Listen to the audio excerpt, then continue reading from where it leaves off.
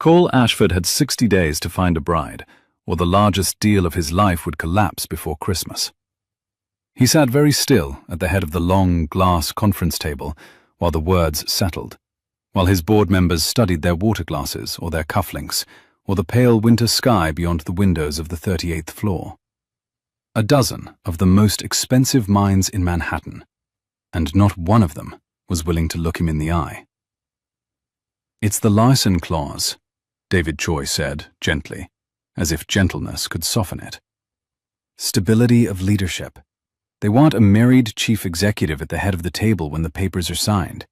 They want a wife in the photographs. We have until the end of December." Cole looked at the Larson file in front of him.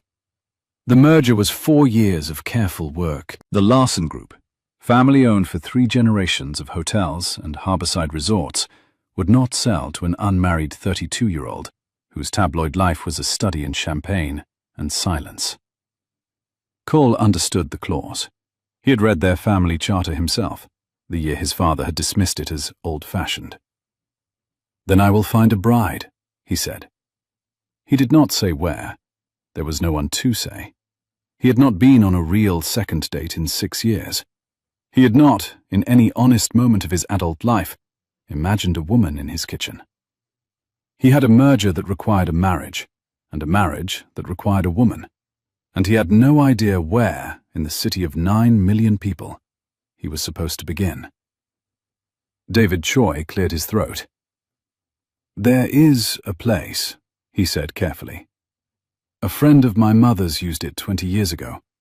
It's a kind of old-fashioned firm. They do introductions. They are very discreet.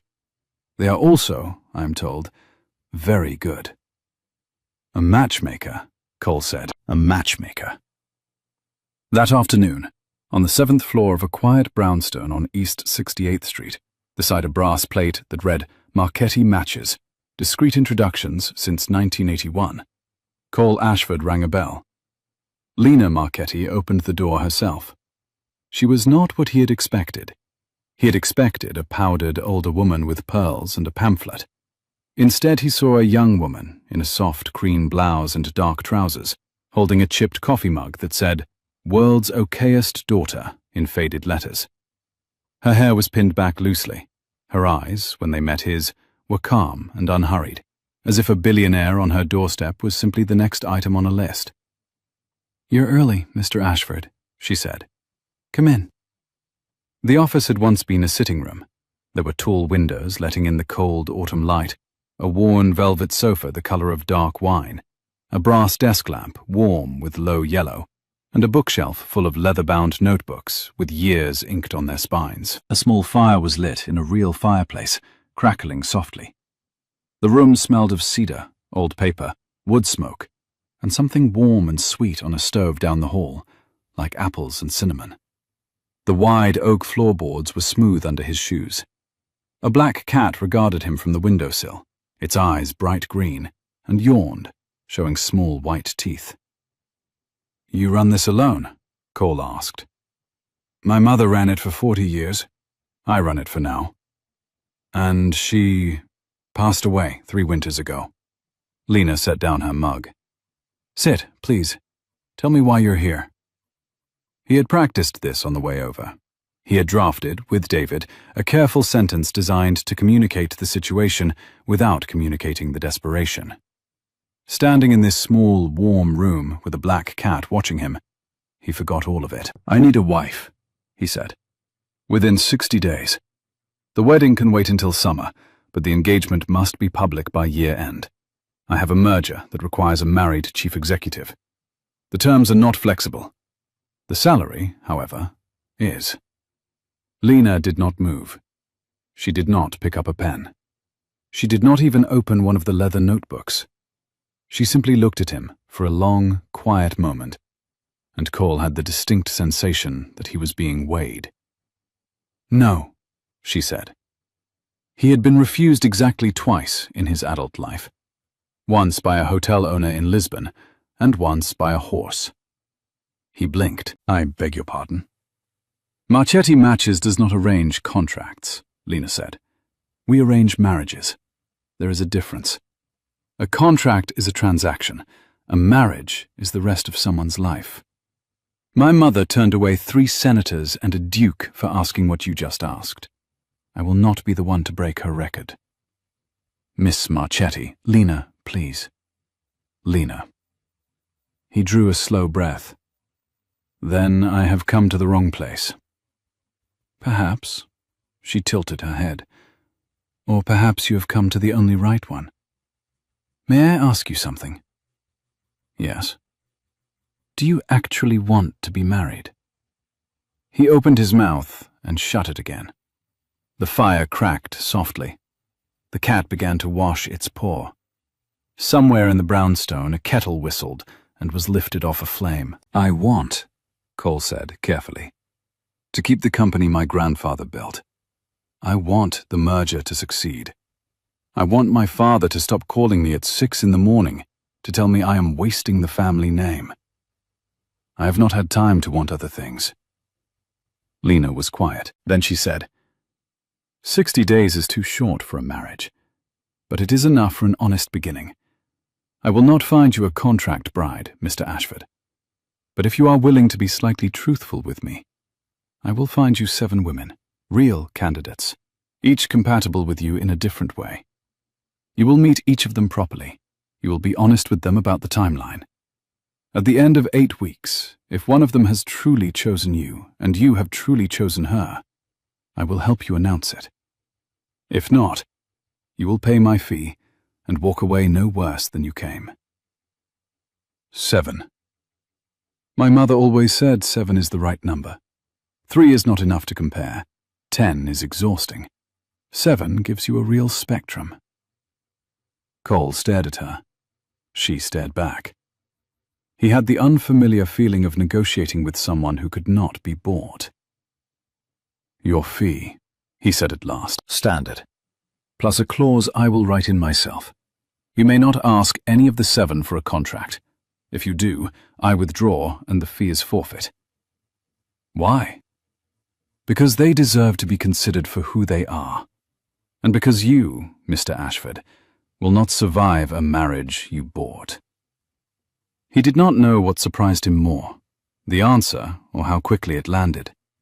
He sat down on the velvet sofa, which sighed under him as if it had been holding a place for him all afternoon. All right, Cole Ashford said. Find me 7. Lena's intake interviews lasted 2 days. She had warned him that they would. She had also warned him that she would ask questions she had no right to ask, and that he would either answer them or she would walk. He had agreed in his car on the way home, and then spent the night staring at his ceiling, wondering what he had agreed to. She came to his office the next morning at 9, in a navy coat and the same calm expression. She sat in the chair opposite his desk, opened a leather notebook with this year's date pressed into the cover, and uncapped a fountain pen. Tell me about your mother, she said. Cole flinched. He recovered quickly, but she saw it. He could tell by the small, courteous way she did not look up. She was gone when I was 9, he said. A long illness. She was kind. She read aloud to me. My father has been a different man ever since. What did she read? Stevenson, Werner, anything with a ship in it. Do you keep her books? In a box, Cole said, and then, surprising himself, in the apartment closet, top shelf. I have not opened the box in 12 years. All right, next. Where in the city are you happiest? Happiest is a strong word. Less unhappy, then. He almost smiled. There is a stretch of the Hudson, around 79th, where the boats come in at sunset. I walk there when nothing is on fire. What is on fire most of the time? My company, my father's expectations. A magazine somewhere is always preparing to write about me. Have you ever cooked a meal for someone? My grandmother. Once. Toast. I burned it. Were you proud? She was. Then yes, Lena wrote. What time of day do you feel most like yourself? He thought about that. 6 in the evening, he said. On a Sunday, when the office is quiet and the river is gold. Are you ever in your apartment at 6 on a Sunday? No. Where are you usually? At the office. Doing what? Reading reports, or pretending to. She lifted her eyes from the notebook. They were patient eyes. They did not press exactly. They simply waited for him to say the rest. Or, he said quietly, I walk along the river until it gets dark. Alone. Alone. Do you like that, Cole? Honestly. He realized then that no one had asked him that question in his adult life. The honestly part. Not David, not Margaret, not the women who had drifted briefly through earlier years before drifting away. He realized that the answer had been sitting behind his teeth for a decade, waiting to be asked for. No, he said. I do not. Lena did not write. She nodded once and turned the page. What do you read now, when no one is watching? He hesitated. Naval history. And a poet from Galway my mother used to like. I have one of her books in my desk. Show me. He turned, opened the third drawer, and pulled out a slim volume worn at the edges. Lena did not take it from him. She only looked at it, and then up at him, with something in her face that was neither pity nor surprise, but a quiet kind of recognition, as if she had just seen a window where she had thought there was only a wall. Thank you, she said. Last question for today. What do you imagine when you imagine being married? I have not imagined it. Try. He tried. He thought about his apartment, the empty rooms, the big windows that took the river light at dawn. He thought about his mother's voice once, drifting from the kitchen, a song with no name. He thought about his father at 68, eating breakfast alone at the long table. He thought about Larson's family compound in Maine, the porch swings and the dogs and the children running through the kitchen barefoot. Someone in the kitchen, he said finally. When I come home, that is all I can imagine. Lena closed her notebook. That, she said, is enough. She came back the third morning with a folder, a list of names, and 7 photographs paper-clipped together. These are my long list, she said. 22 women, all accomplished, all unattached, all aware of who you are. I will narrow it to 7 over the next 10 days. Each of the 7 will agree, in writing, to 1 introductory meeting with you. If both parties wish, a second meeting follows. If both parties wish again, a third. I will be present at the first meeting only. After that, you are on your own. You will be present? Briefly, I want to see you with each of them. Why? Because you don't yet know what you want, Mr. Ashford. And the only way to discover it is to watch your own face when you are with someone who could be it. He looked at her for a moment longer than he meant to. Cole, he said. You said Lena. Then it should be Cole. She smiled for the first time. It was a small smile, polite, careful, but it changed her face the way the river changed at sunset. Cole, then, she said. She rose to leave. At the door she paused and turned back. One last thing. Each of these women has been told the truth. They know the timeline is 60 days. They know a public engagement is required. They know you have a merger. What they have not been told is anything personal about you that is not already in a magazine. Why does that matter? Because, Cole Ashford, somewhere in the next 8 weeks, one of them is going to lean across a dinner table and ask you a real question. And how you answer it will tell me everything. She closed the door behind her. He sat at his desk, looking at the photographs of 7 women he had never met, in a building he owned, with a merger he could not fail, and he realized that he had no idea what he wanted. He realized something else, too, but he did not allow himself to name it. The matchmaker had a quiet smile that changed the river. The first candidate was Vivian Bellamy. Lena had picked her on purpose for first. "She is who you would marry if you were marrying for the magazines," she had said in his office that morning, sliding the photograph across the desk.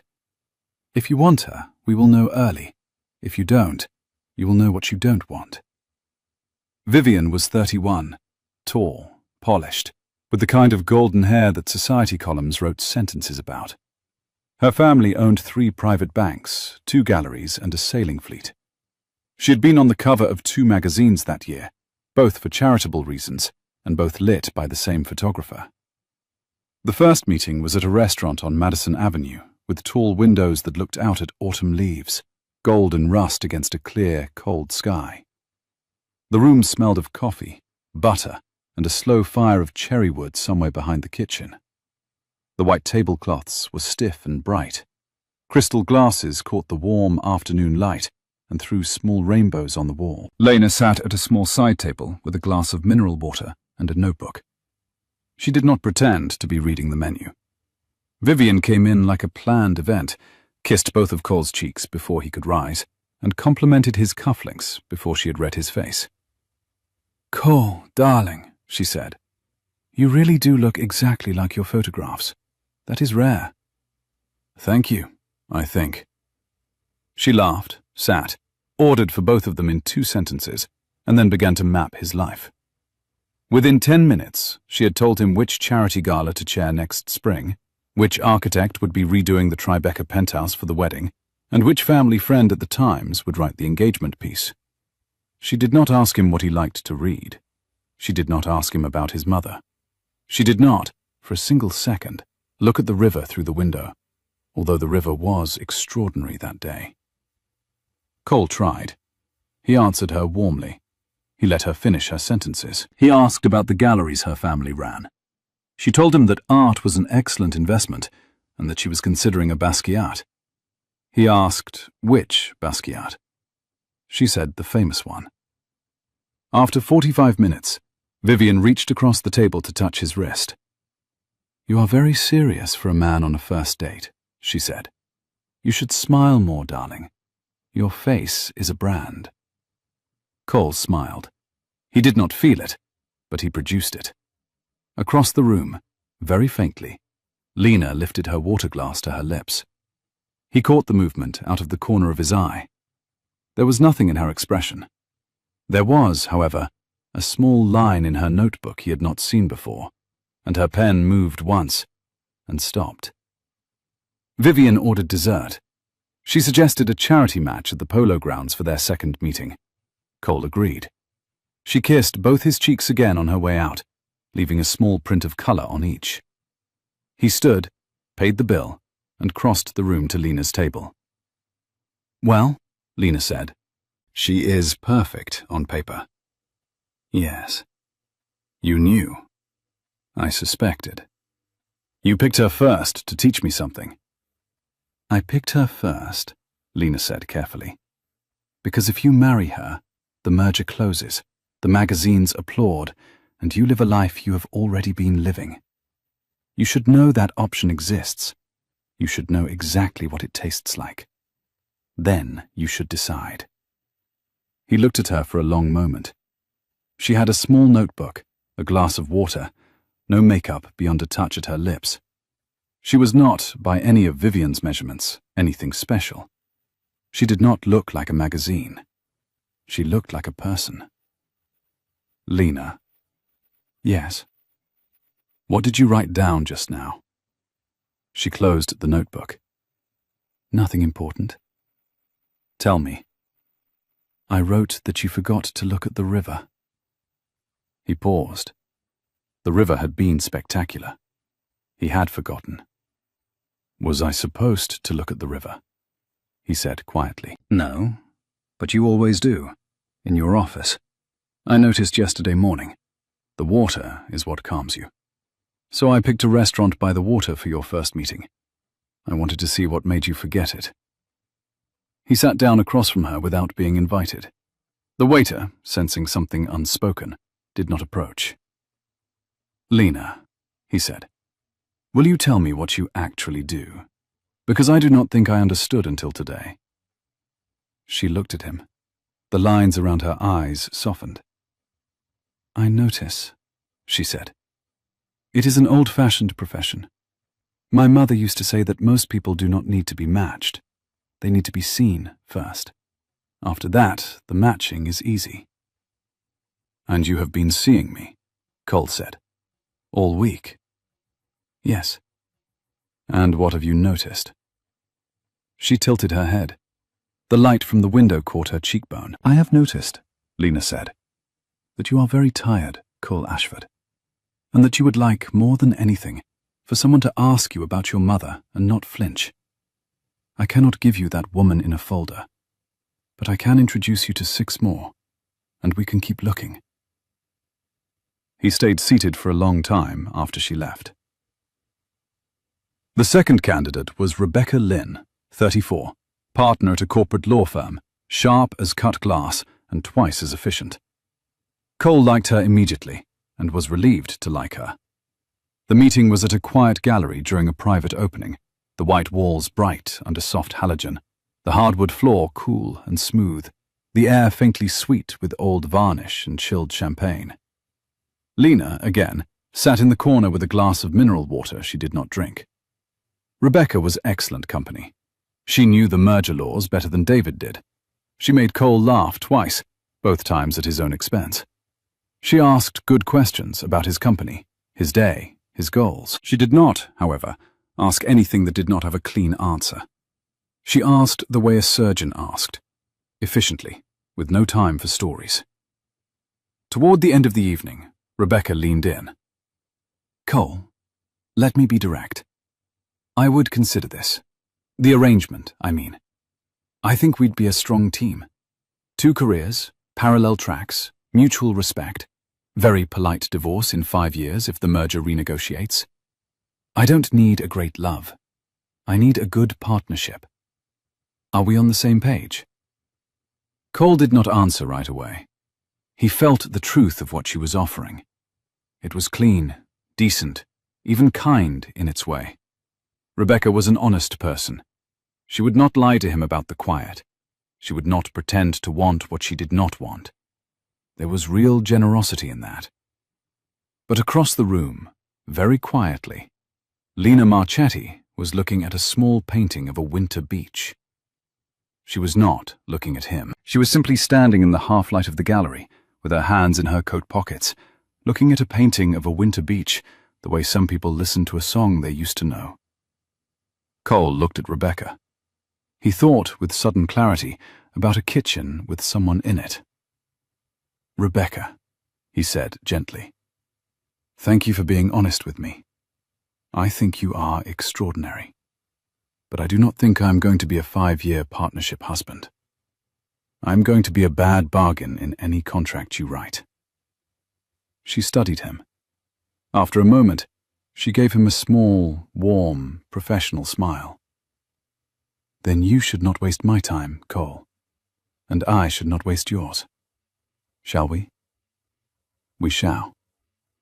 She offered her hand. He shook it. They both walked out of the gallery in the same direction without speaking, parted at the curb, and that was the end of Rebecca Lynn. He found Lena by the painting of the winter beach. "Did you tell her not to?"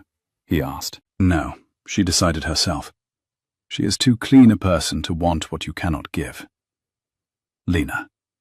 "Yes." "Two down. Two down."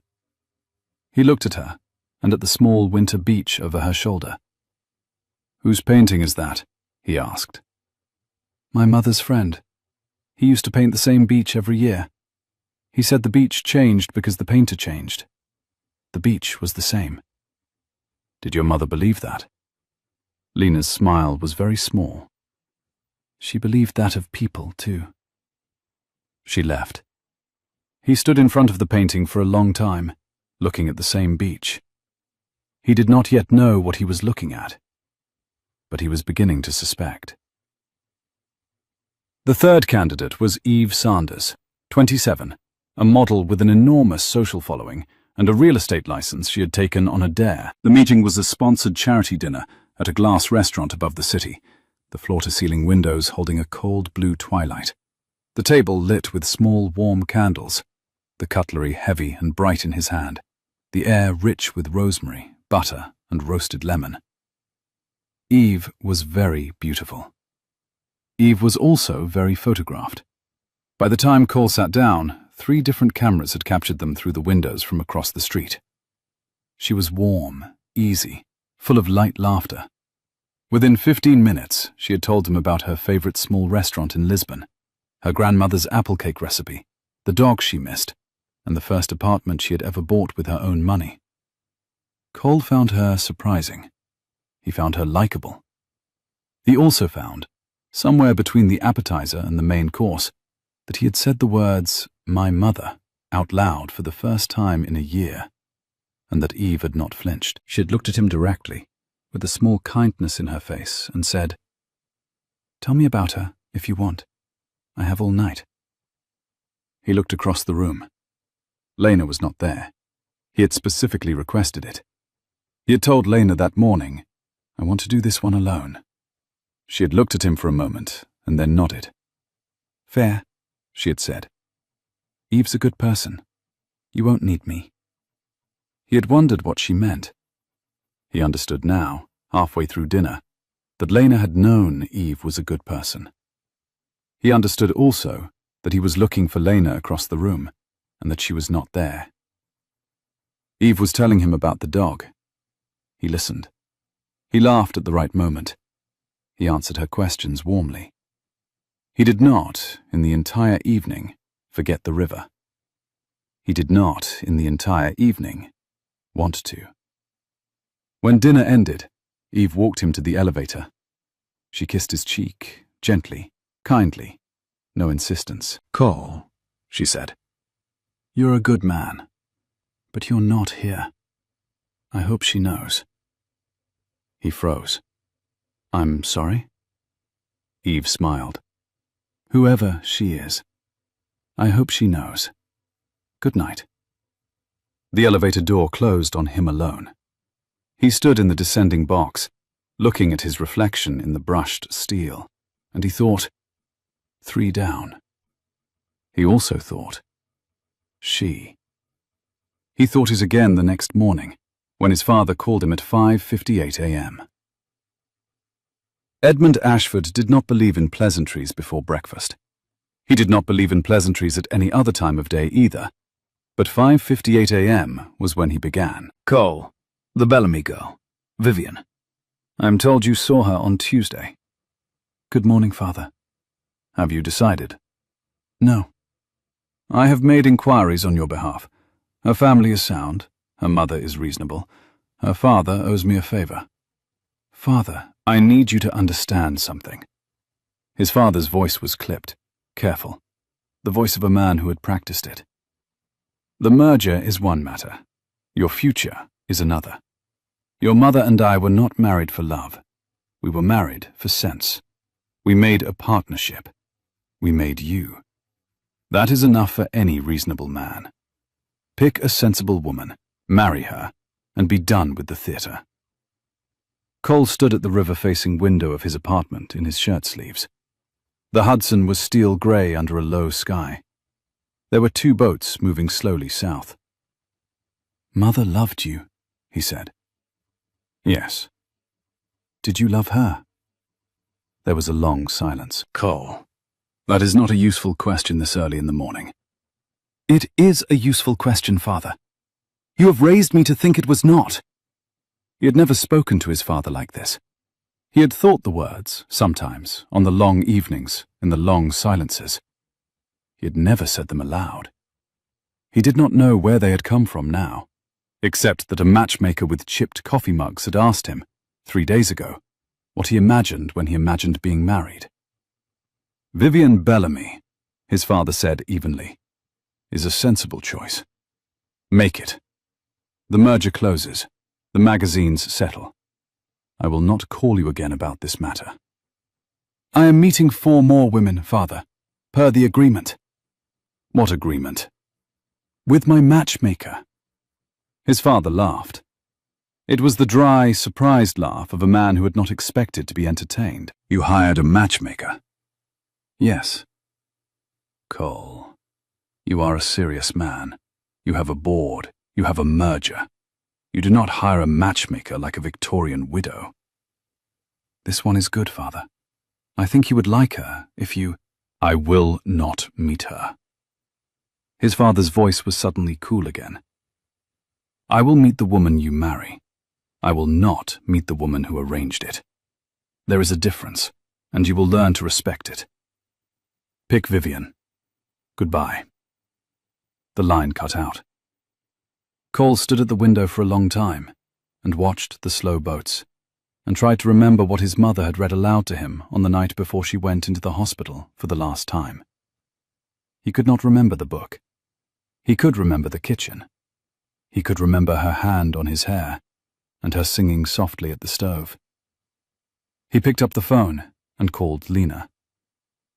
Are you free, he asked, to walk along the Hudson at lunch?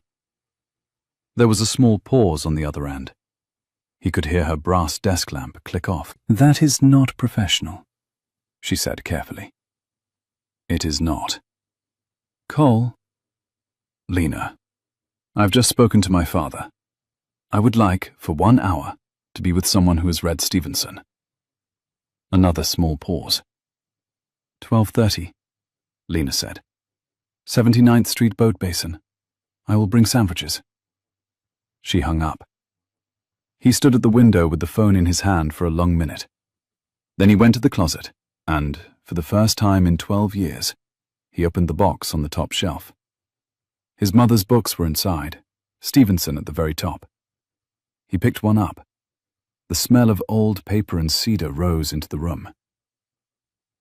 Lena was already there when he arrived, sitting on a green bench near the boat basin, a paper bag beside her and her cheeks pink with cold. The Hudson was bright and busy, and the air smelled of brine and bread and the cold, sweet edge of late autumn.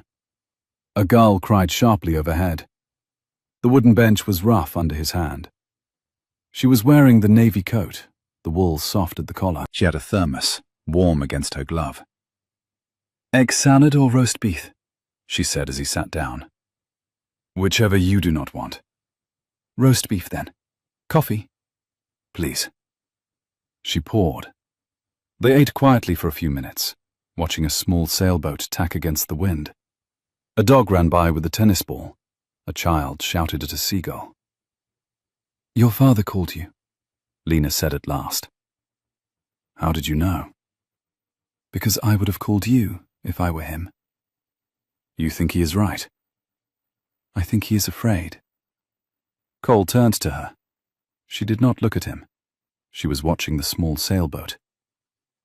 Afraid of what? He said. Afraid that you will not pick the way he picked. Afraid that if you do not pick the way he picked, then he will have to ask himself what he actually picked. And he is not ready for that question, Cole. Most fathers are not. He looked at her sharply. You are very direct for a matchmaker. My mother taught me. She said the women in our line have always traded politeness for usefulness. Men will not listen to a polite woman. They will sometimes listen to a useful one. He laughed. It surprised him. You laughed, she said. I did. That is the first time. Is it? Yes. The sailboat came about. The wind shifted. They ate in silence again for a while.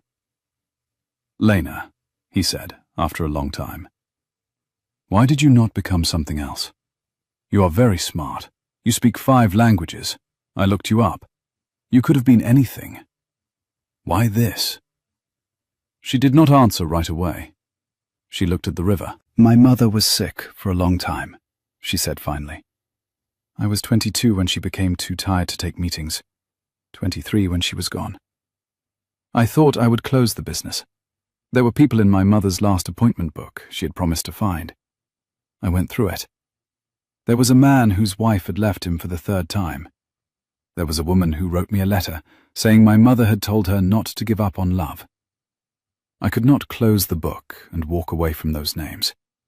So I finished the year, and then the next year, and then it was the work I did. Are you happy? I am useful. That is mostly enough. That is not the same thing, Lena. She turned and looked at him. Her eyes were the color of cold tea in a clean cup. No, she said, it is not. He held her eyes for a long moment. Then he looked back at the river. He understood, at last, what he had been understanding for 3 days and refusing to name. The matchmaker was lonely too. The fourth candidate was Meera Patel, 33, a cardiothoracic surgeon at a hospital uptown. She was small, brilliant, unafraid, and exhausted. She met Cole for breakfast at 6:30 in the morning between her shifts, because that was the only time she had. The diner smelled of bacon, hot syrup, and strong coffee. The vinyl booth was warm, the table cool under his palm, the early light grey and soft in the windows. She wore scrubs under a wool coat. Her hair was in a knot. She drank black coffee and ate 2 soft-boiled eggs in 9 minutes. He liked her. He liked her enormously.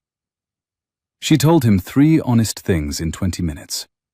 That she did not have time to date, that she was meeting him as a favor to Lena, and that if she were to consider marriage at all in the next decade, it would be to a man who never asked her to apologize for missing dinner.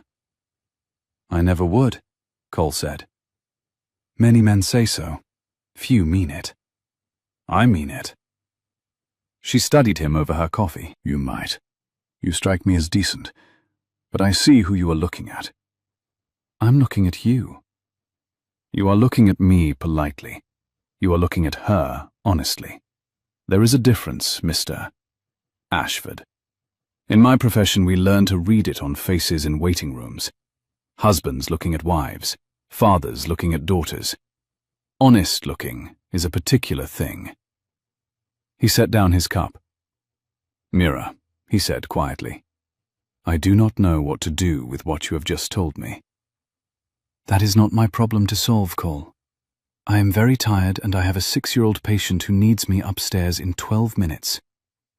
She finished her coffee and stood. Go and be honest. It will save us both a great deal of breakfast. She left 2 20s under her plate, even though he had told her twice that the meal was on him. He sat in the booth alone and watched the early light come up over the avenue.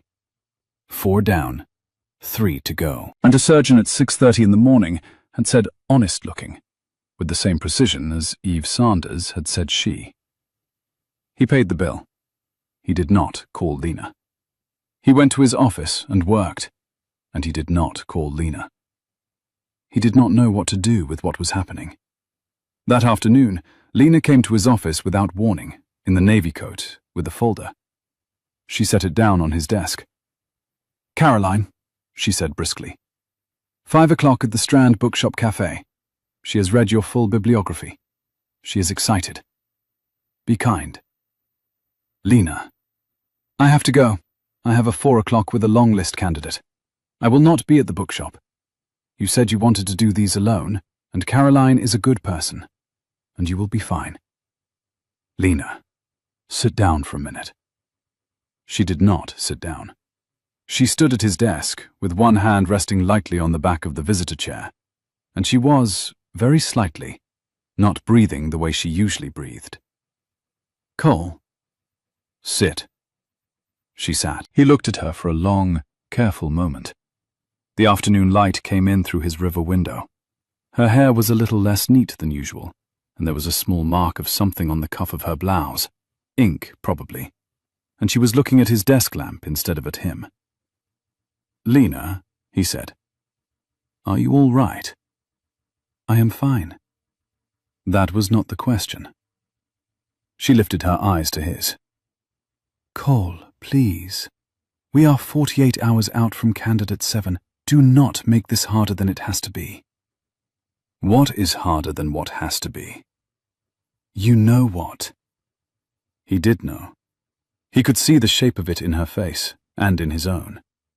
He could see, suddenly, the entire arc of the next 10 minutes if he allowed it. A confession, a refusal, a closed door, a brass plate.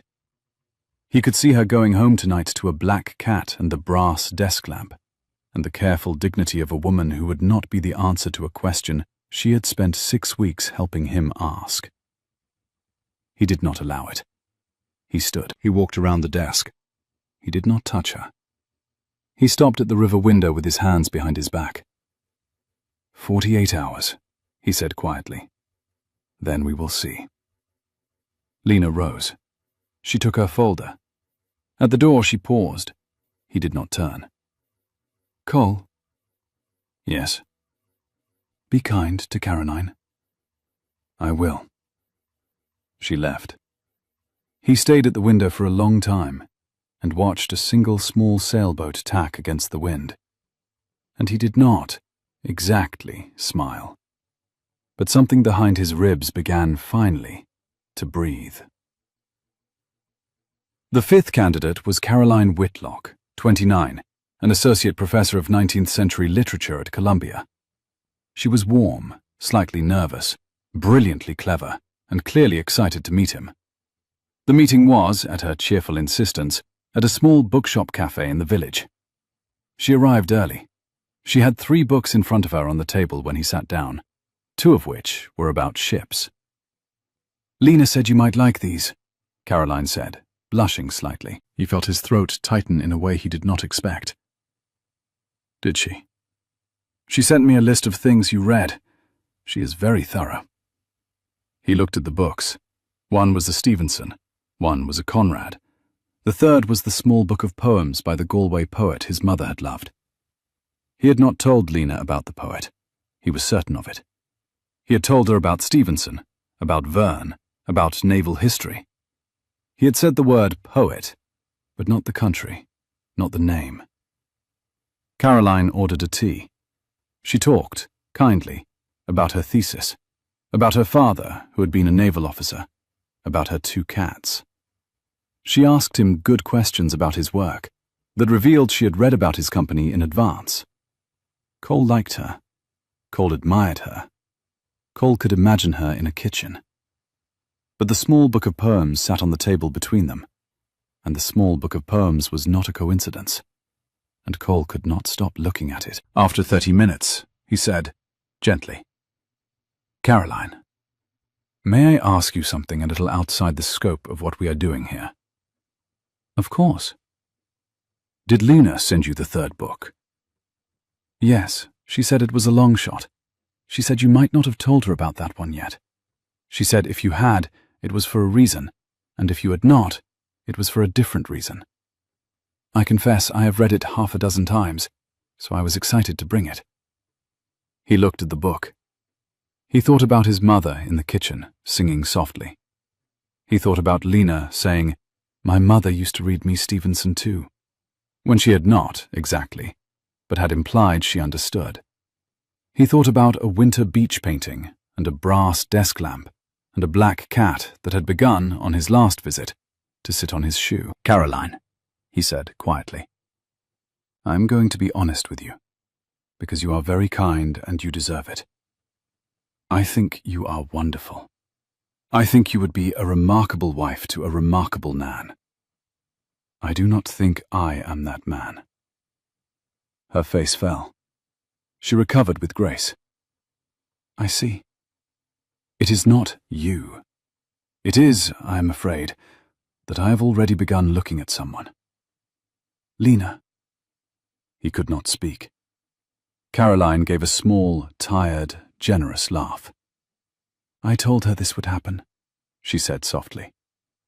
She told me I was wrong. She told me she does not get to be looked at, only to look. I do not envy her, Cole. I hope you are kinder to her than her mother was to her. What does that mean? Caroline gathered her books. She slid the book of poems across the table to him. Keep it. It was always for you. As for what I said, ask her about her mother, if you want to know her. Goodbye, Cole. She left. He sat at the small table with the book of poems in his hand for a long time. 5 down, 2 to go. And he had spent 40 minutes with a brilliant woman and learned 3 things about Lena that Lena had not told him. He did not call her that night. He could not exactly say why. He stood at the river-facing window of his apartment for an hour, with a small book of poems open in his hand, reading the same page he could not afterward remember. He thought about the 30 minutes at the bookshop, and Caroline Whitlock's tired, generous laugh, and the words, "Ask her about her mother, if you want to know her." He thought about the fact that Lena had sent the 3rd book, knowing he had not told her about the poet, knowing he might not yet be ready to know that she had guessed. He thought about Lena alone, in her brownstone, with a black cat and a brass desk lamp and a chipped coffee mug. He thought, with a small, painful clarity, about the fact that he had spent 6 weeks asking her to send him toward other women, and that she had, every single time, sent him toward another woman, with grace and with good intentions, and at no point had she allowed herself the dignity of saying no. He thought, briefly, that he could call her now, drive over, knock on the door. He thought what that would do to her business, to her mother's name on the brass plate, to the careful line she drew between her work and herself. He set the book of poems down on the desk. He called Margaret instead. Margaret Hale had been his father's secretary for 22 years, his mother's friend for 15, and his own assistant for the last 9. She was 64, sharp, kind, and almost as discreet as Lena. She had known Cole since he was a child. She had been at his mother's funeral, holding his hand. She still kept his calendar, although she pretended not to. "Margaret, I need a favor." "You are calling me at 10 p.m., Mr. Ashford. The favor better be worth my supper. Tell me about Marchetti matches." A long pause. "Why?" "You know why." "Cole." Margaret's voice softened. "I knew Rosa Marchetti. Your mother knew Rosa Marchetti. Rosa was the person your mother went to see the spring before she met your father." He sat down. "Mother went to a matchmaker. Your mother had been engaged to someone else, briefly, 2 years before she met your father. It did not work. Rosa was the one who told her to wait. Rosa was the one who introduced her to your father 6 months later, at a benefit. Your mother and Rosa stayed friends until the end. Rosa came to your mother's funeral, Cole. You were 9. You may not remember her. Lena was not at the funeral. Lena was 12. She was at home. Rosa was raising her alone by then." He closed his eyes. "Margaret." "Yes?" "Why has my father never told me any of this?" "Because your father, Cole, does not like to remember that he was once chosen for, instead of choosing himself. It does not fit the way he tells the story now. I have always known. I never thought it was mine to say." "Did Mother love him? Truly?" "Yes." "And he?" A long pause. "He loved her in his way. He has not been a man capable of loving in any other way since." He sat for a long time after he hung up. He looked at the book of poems on his desk. He looked at the river. He thought, my mother used a matchmaker, and Lena's mother matched my parents. Lena does not know that. Or she does, and she has not said. He thought, Lena does not get to be looked at, only to look. He thought, with a clarity that surprised him, I do not want to look only at the 7 anymore. I want to look at her. He thought, finally, but the merger. He turned off the light and slept very badly. The 6th candidate was Alana Strafford, 30, philanthropist, daughter of a senator, founder of 2 literacy non-profits. She was magnificent. The meeting was at the autumn benefit of the Manhattan Public Library, an enormous gala in the Great Hall. There were marble columns and orchestras, and small candles in glass jars on every table. Alana wore emerald green and looked like a painting. Cole had asked Lena to be present. He had asked her, specifically, to come as his arranged escort for the evening, to stand in the room, to watch, as she had at the first meetings, to be visible to him. She had looked at him for a long moment in his office that afternoon, and then said, "All right, I will come, but I will sit at a separate table. That is the line." "Lena, that is the line, Cole." He had said, "All right." He had not said anything else. Alana was charming. Alana was clever. Alana asked excellent questions about his foundation work. Alana, halfway through the second course, told him quietly that she had read his mother's old educational charity reports for a college thesis, and that she had been moved by them, and that she would be honored to revive the foundation if there was ever a place for her in his life. Cole, who had spent 6 weeks now answering questions politely while looking somewhere else, found that for the first time he was looking at the woman who was speaking. Alana was extraordinary. Alana was the kind of woman his mother would have liked. He felt, for one alarming moment, the door of an entirely possible life swing slightly open. Then his father walked in. Edmund Ashford had not been on the guest list. Edmund Ashford had been told, gently, by Margaret, that this was a private evening for Cole. Edmund Ashford had decided otherwise. He arrived in black tie at 9:15, late by design, and crossed the great hall with the slow grace of a man who knew every face and approved of about half of them. He came to Cole's table. He greeted Alana with 2 perfect kisses on the cheek.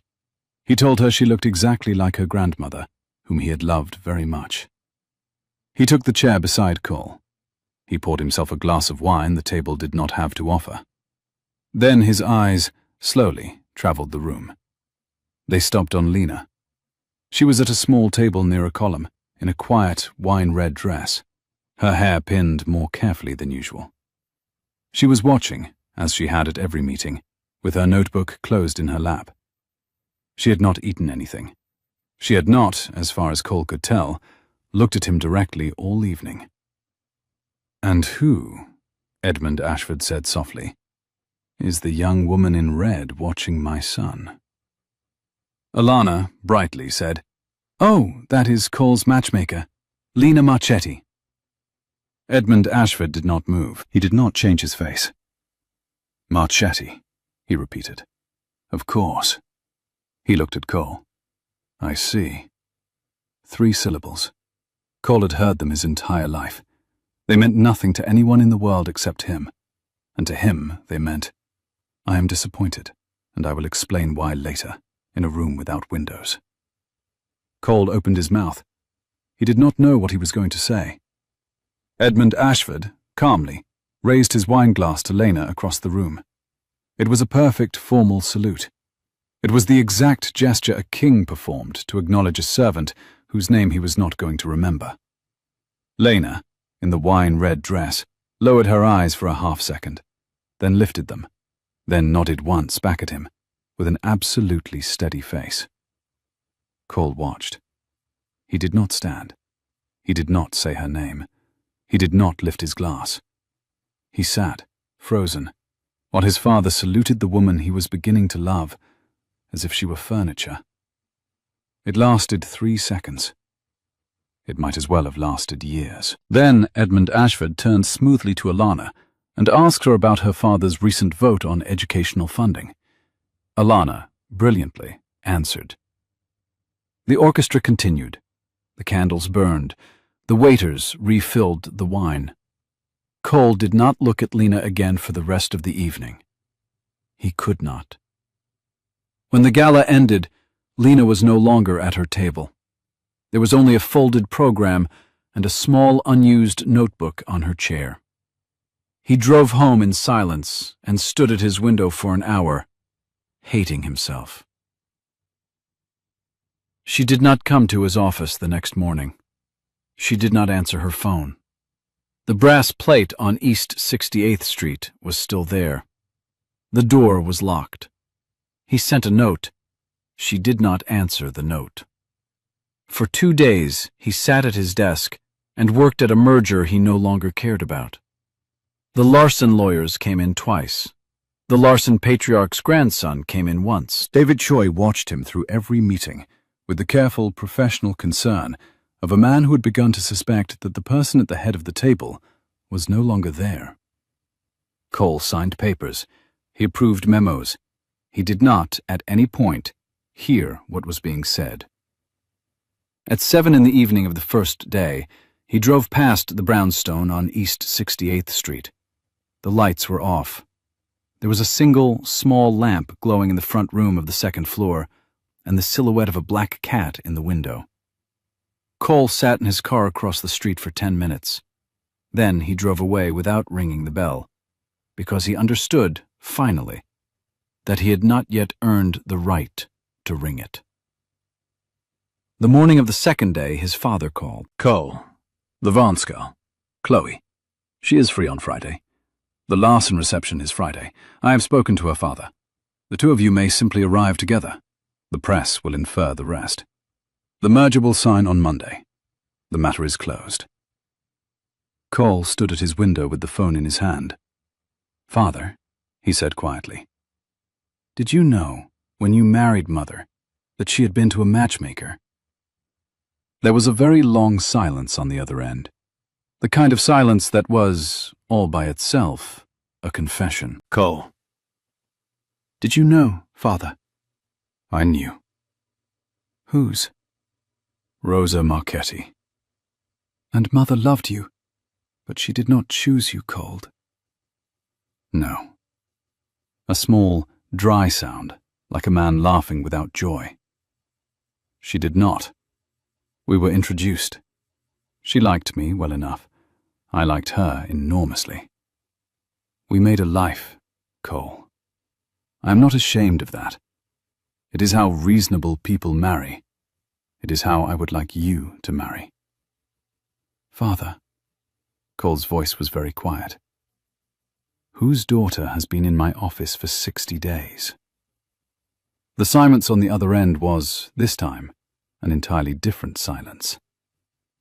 "I see," Edmund Ashford said at last. "Yes. I will be at the Larson reception, Cole. I will sit at the head table beside you and Chloe Vance. I will not, this Friday, watch you do something you cannot undo because of a sentimental impulse you have inherited from your mother." "Father," "I will not, Cole." The call ended. Cole stood at the window for a long time. The Hudson was lead grey. There were no boats today. He could see, in the reflection in the glass, his own face. Thinner than it had been 60 days ago, more tired, and, very faintly at the corner of the mouth, more honest. He picked up the phone again. He called Margaret. "Margaret, I need a favor. A real one, this time." "I am listening, Mr. Ashford." "I need to know what is in my mother's last letter. The one in your safe. The one she wrote me before she went into the hospital. I am 32 years old, Margaret. I think I am old enough to read it." A long, careful silence. "It is sealed, Cole." "I know." "She told me to give it to you on the day you married, or on the day you decided not to." "Margaret, I have decided not to marry the woman my father has chosen. I would like to read it tonight." "All right." Margaret's voice was thick. "I will bring it to your office at 6. She brought it at 6. It was a single page, in his mother's handwriting, on the cream stationery she had used all her adult life. He read it once, standing at his desk. He read it again, sitting down. He read it a third time, with his hand over his face. "Cole, my dear, I have been sick for 2 years now, and I am told this winter will be the last. I will not waste your inheritance on regret. I will only tell you one true thing, in case the world tries to tell you a different one. The kindest day of my life was the day I went to see Rosa Marchetti, and she told me to go home and wait. I had been engaged to a man who would have made a careful life with me. Rosa told me, very gently, that careful was not the same as kind, and that I had been raised to confuse them. She made me wait 6 months. Then she introduced me to your father, in the doorway of her office, on a Tuesday in March. He looked at me as if I were the first room he had ever walked into and recognized. Your father is a difficult man, I know. I have lived with him. He has not been a kind man to himself, and so kindness is hard for him to give. But he chose me, Cole. He chose me in the doorway of Rosa's office, and he has chosen me, in his own halting way, every single day since. I would not have wanted my life any other way. I am writing this for you because I do not want you to be afraid of being chosen when the time comes, or of choosing, or of marrying for the right reasons, even if the world tells you the wrong reasons are simpler. Whoever you marry, my darling, marry her in a doorway. Make sure you can both see the room. I love you. Be brave. Be slow. Be kind. Mother. He sat at his desk in the failing light. The river outside was the color of cold pewter. The radiator hissed softly in the corner. The cream paper of the letter was warm under his fingers and smelled, very faintly, of the lavender sachet his mother had kept in her writing drawer. He did not move for a long time. When he stood, finally, he was a different man. On the third day, Margaret came in without knocking. She left this for you, she said, and put a small envelope on his desk, and left without saying anything else. He opened it. It was a single page, in Lena's small, careful handwriting. Cole. The 7th meeting will be on Friday at the Larson reception. Her name is Chloe Vance.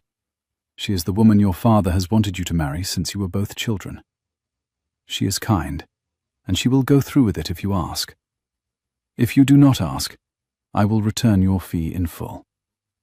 Either way, this is my last meeting. Lena.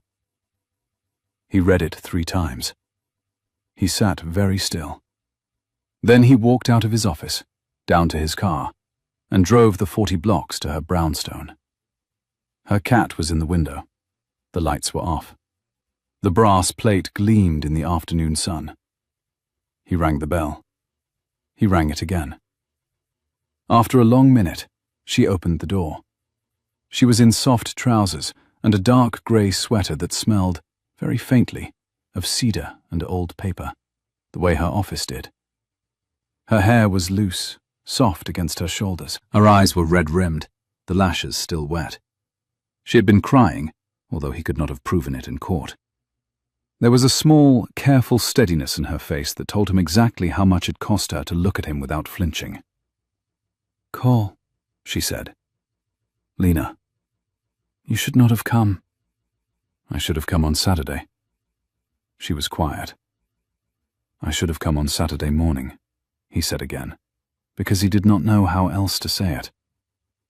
I should have come the night of the gala. I should have stood up at the table and said your name. I did not. I was a coward. I am sorry. Cole, let me finish. She did not stop him. I have been sitting in front of 7 women for 6 weeks. I've liked some of them. I've admired some of them. I could have built a life with 1 or 2 of them. I could not have loved any of them. I am only just now beginning to understand the difference. My mother, his voice caught. My mother went to a matchmaker once. Did you know? Lena's eyes widened and then quieted. No, she said softly. I did not. My mother went to your mother. Your mother told her to wait. Your mother introduced her to my father. I have been carrying that on the wrong shelf my entire life. I thought the men in my family chose. I thought your line was the line that made the choosing possible. But that is not what your mother did, Lena. Your mother saw. And then, when the seeing was finished, she stepped back. And you have been doing the same thing for me. And I've been letting you. And I'm ashamed. Cole, please. I'm not finished. You are. She was crying now, quietly. She did not raise her voice. You are finished, she said. Do not say what you are about to say. I have spent a week telling myself you were not going to say it. Do not. I am the matchmaker. You hired me. The merger is in 3 weeks. Chloe Vance is a kind woman, and your father loves her family. Do this. Do not turn me into the story. I have spent 6 weeks watching you decide who you are. I do not get to be the answer to that. I am the bench you sat on. I am not the river. Please go. He did not move. He looked at her, in her dark sweater, in the doorway of the brownstone where her mother had matched his mother 28 years ago, and he understood why she had to refuse him at the door. He took 1 step back. All right, he said quietly. All right, Lena. He turned and walked down the steps. Halfway to his car, he stopped. Lena. She was still in the doorway. What? Will you come on Friday? Why? Because I am going to do something at the Larson reception that you should be able to see. I will not ask you to be anything to me. I am only asking you to be in the room. As a matchmaker, as yourself, as whoever you can stand to be. She stared at him. What are you going to do, Cole?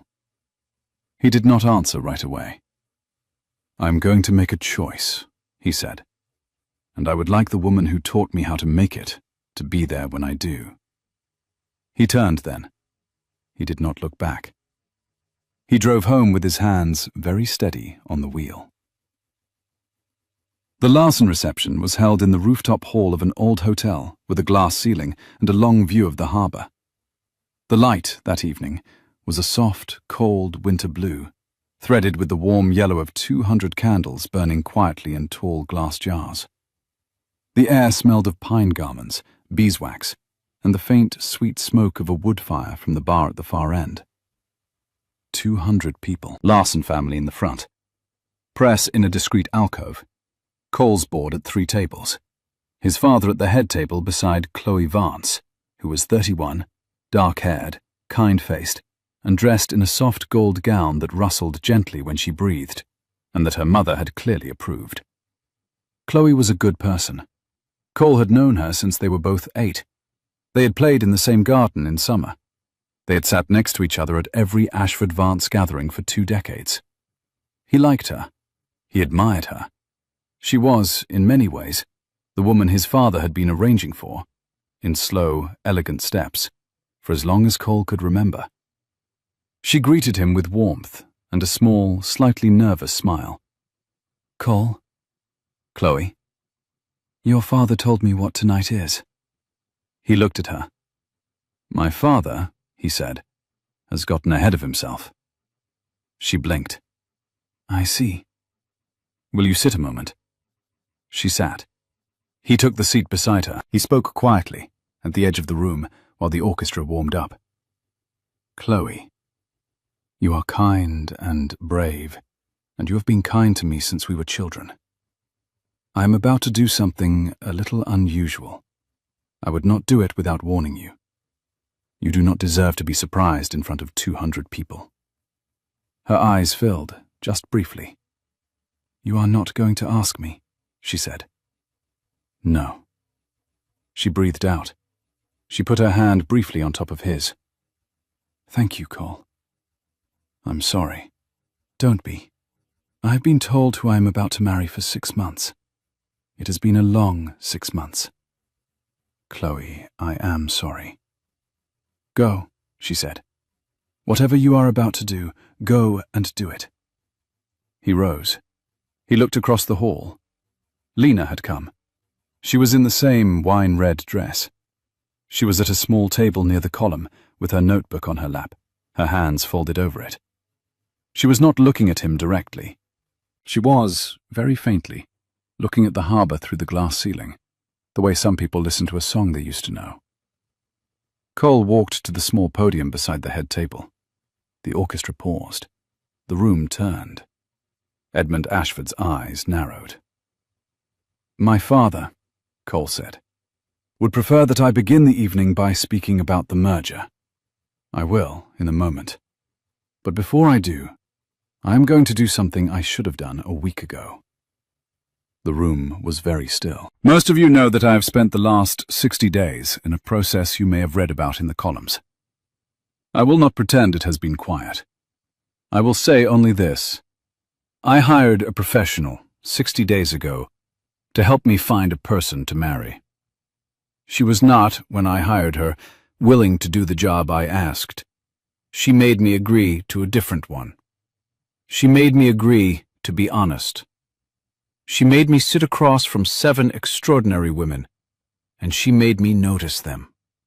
She made me notice myself.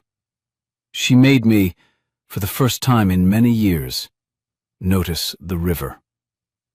The room did not breathe. I am not engaged tonight, Cole said. Larson, I am sorry. The clause in your charter is fair, and the deadline is real, and I will honor it. But I am not engaged tonight, because the woman I would like to marry is not at this table, and I will not stand at any table with someone else while she is in the room, watching me do it for the 8th time. I have done it 7 times. I will not do it 8. A small sound, somewhere in the room. A woman's quiet laugh of surprise. Lena Marchetti, Cole said gently. I know you do not want me to say this. I know you have spent your whole life on the other side of the door of this kind of conversation. I know you do not get to be looked at, only to look. I know this is not professional, it is not. I am not making you a deal. I am not asking you for a yes tonight. I am only asking you to allow me to look at you, in this room, for 1 minute, in front of 200 people, the way you have allowed me to look at every other woman you found for me. After that, you may decide what you want. The room turned, slowly, toward the small table by the column. Lena was very still. Her hands were on her notebook. Her face was very pale. She rose, slowly, with a small, steady dignity that was, Cole understood now, the exact dignity her mother had once used to refuse 3 senators and a duke. She did not speak. She walked toward him through the silent room. Her footsteps were quiet on the polished floor. The orchestra did not begin again. No one moved. She stopped in front of him. "Cole," she said, softly enough that only he could hear. "You are going to lose your merger." "I know." "You have a board, and a father, and 400 employees." "I know." "You should not be doing this."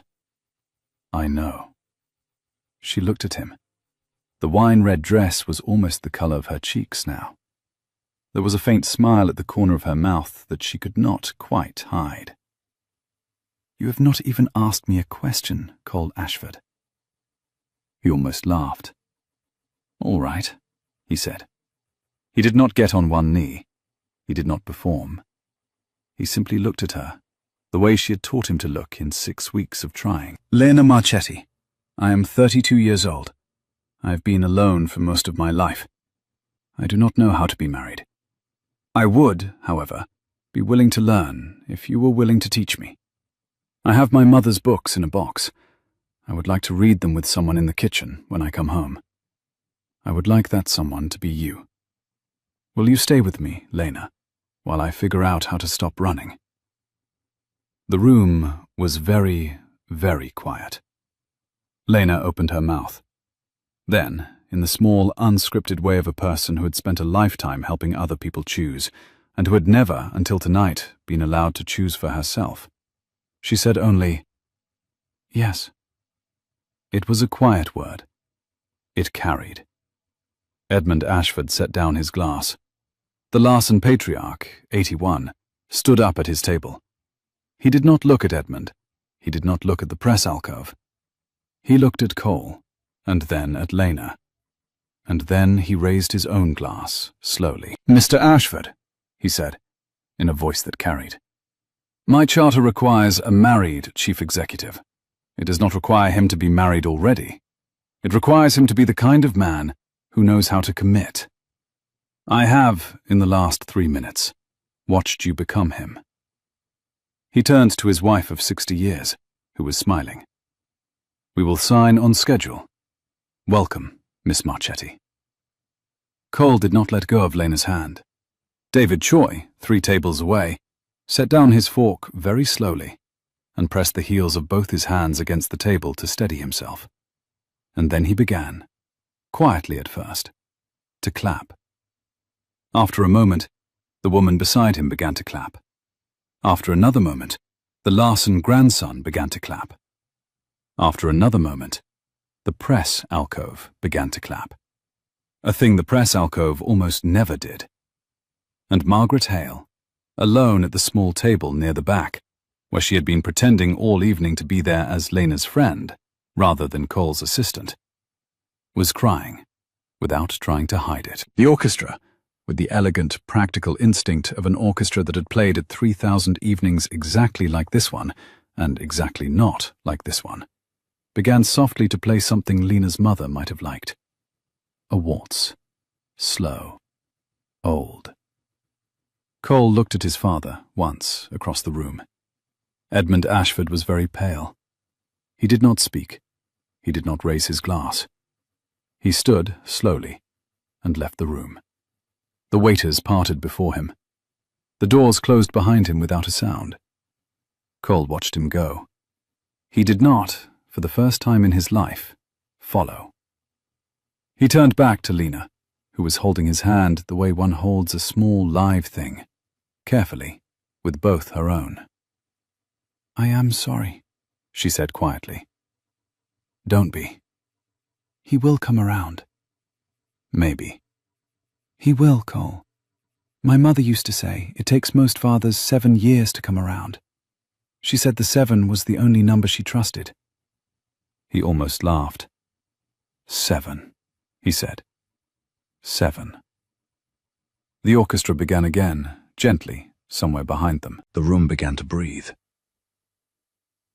It took Edmund Ashford 11 months, not 7. The first 3 were the worst. Cole and his father did not speak. The merger closed, on schedule, on a cold Monday in early December, with the Larson patriarch in the front row and Edmund Ashford visibly absent. The columns wrote what they wrote. There were jokes about the Marchetti curse and the Ashford whim and the price of a billionaire who had stopped reading his board's mail. Cole did not, this time, mind. He went home each evening to the brownstone, where Lena had begun to spend her weekends, where the cat now sat regularly on his shoe, and where the velvet sofa held 2 of them now instead of 1. In month 4, Edmund Ashford sent a single typed letter. It said only, "I read your mother's letter. I had not known she had written one. I am, as ever, your father. I will be in touch in time." In month 7, he came to the brownstone unannounced. He stood in the doorway in a dark coat, holding a small paper-wrapped package, looking, for the first time Cole could ever remember, slightly nervous. He gave the package to Lena without a word. It was a small, leather-bound notebook from 1981, the year Marchetti Matches had opened. Rosa Marchetti had written a single line on the inside cover. "For the daughter, when she comes." Edmund Ashford had been carrying it, Cole later learned, in the inside pocket of his coat for 14 years. Lena had cried at her own kitchen table that afternoon, quietly, the way she did most things, with one hand over her mouth and the other one steady around a chipped coffee mug. Edmund had sat across from her, finished a cup of bad black coffee, eaten a piece of plain toast, and said almost nothing. When he stood to leave, he paused at the door. "Miss Marchetti," he said, "Mr. Ashford, I owe your mother a thank you that I am too late to give. I would like, if it would not be impertinent, to offer it to her daughter instead." Lena had looked at him for a long moment. Then she had walked across the small kitchen and, for the first time, put her arms around her father-in-law, briefly and lightly, the way one would around a man who had been holding his breath for 40 years. He had patted her shoulder twice and gone. In month 9, the engagement was formalized. In month 11, on a clear June morning at the Larson family compound in Maine, Edmund Ashford came to the small wedding in a gray suit and a slightly tired expression. He sat in the second row beside Margaret, who had refused to sit anywhere else. He did not cry. He did not exactly smile. But he stood when Lena walked down the short grass aisle in her mother's dress, and he did not sit down again until Cole did. After the ceremony, Edmund Ashford asked Lena for a private word. They walked together along the porch of the old house, where dogs slept in the sun, and the harbour turned silver under a slow afternoon light. Cole watched from a distance. He could not hear what they said. He saw, at one point, Lena reach out and put her hand briefly on his father's sleeve. He saw, at another point, his father turn his face slightly, away from the harbour, and stay that way for a long minute before turning back. When they returned, Edmund Ashford did not speak. He kissed Lena on the cheek, formally, but not coldly. Then he kissed his son. It was the first time he had done so since Cole was 9. The reception that followed was small. There were 40 people on the long porch, mostly Larsons, mostly Ashfords, a few quiet matchmakers from Rosa's old book of friends. Margaret had organized lobster rolls and an absurd number of lemon tarts, on the theory that her late friend Rosa had loved lemon tarts immoderately and would have wanted the day to be in some quiet way about her. The dogs roamed under the tables for crumbs. The harbour turned silver, then gold, then silver again. A small 10-piece string ensemble played quietly on the lawn. There were no photographers, and no tabloid columns, and no wedding planners. There was, on the porch railing, a single open notebook with a fountain pen beside it, in case any guest wished to write something down for the bride and groom. By the end of the evening, it was 3/4 full, in 11 different handwritings, with a dog hair pressed into one of the corners. The Larson patriarch, 82 now, gave a short toast. He said only this: "I have been at 600 weddings in my life. The good ones are the ones where you can tell, from the porch, that the bride and groom did the choosing themselves." He raised his glass. "To Cole and Lena, who chose. May the rest of us learn from them." Edmund Ashford did not toast. He did, however, dance once, with Margaret, at her insistence, to a slow piece played gently on the lawn. He was a stiff dancer. He had, Margaret afterward reported, hummed under his breath at exactly one point, a tune from 40 years ago, which his wife had sung in the kitchen, and which Cole, listening from the porch with Lena's head on his shoulder, recognized at once. "What did you say to him?" Cole asked Lena that evening, on the long porch with the dogs and the slow harbour. She thought about it. She had a glass of cold water in one hand. Her hair was loose. She was wearing a soft cotton dress now, no longer the wedding dress, and she looked, Cole thought, exactly like a woman who had been quietly waiting for a porch all her life. "I told him," she said, "that my mother had matched his wife, that she had liked his wife very much, that his wife had told my mother, the year before she was gone, that the kindest day of her life had been the day she chose him in the doorway of my mother's office. I told him it was a small thing, but I thought he would want to know." Cole was quiet. "And then?" "And then I told him that I would like to learn to be his daughter, if he would be willing, slowly, to learn to be my father." "What did he say?" "He said, 'I will try, Miss Marchetti.'" Her smile was very small. "He has not yet called me Lena. But he tried, Cole. He tried." Cole looked at her in the long blue evening. "Tell me," he said, "honestly, are you happy?" She looked at him, the same calm eyes, slightly less tired than the day he had met her. "I am useful," she said. "I am noticed. I am loved." She set down her water and took his hand. "Yes, Cole, that is the same thing now. It is the same thing."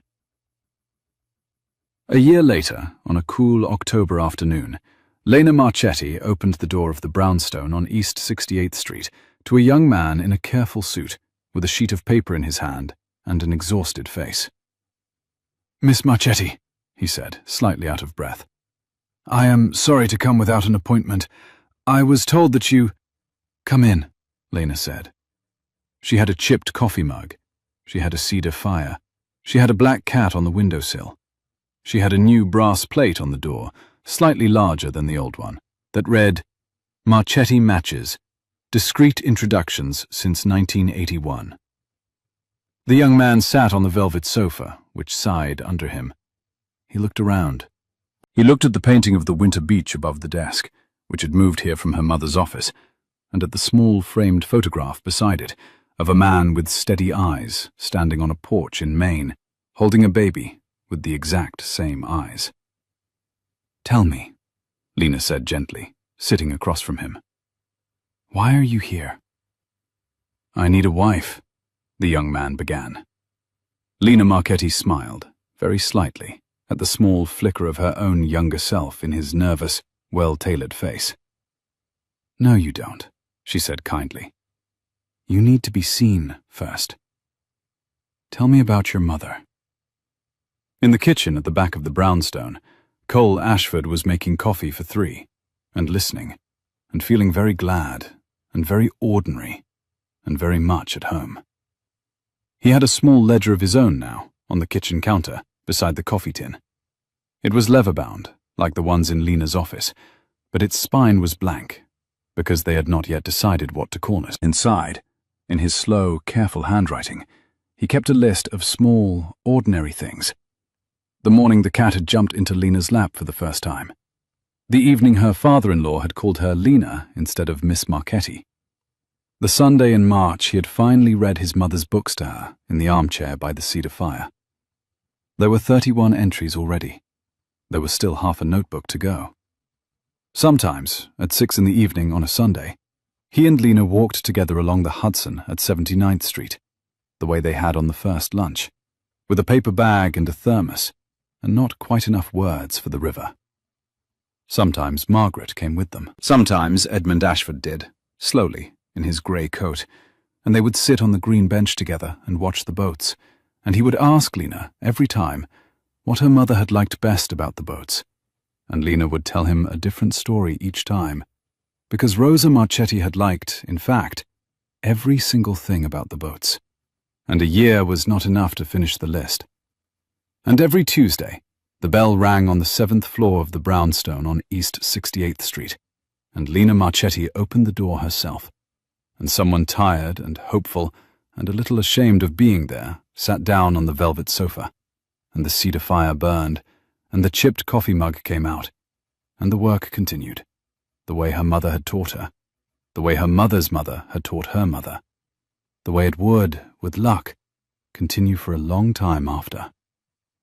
The brass plate had a second name beneath the first now, in slightly newer brass. It read, Cole and Lena Ashford. It was the smallest plate they had ever made. It was, by some distance, the proudest line of work either of them had ever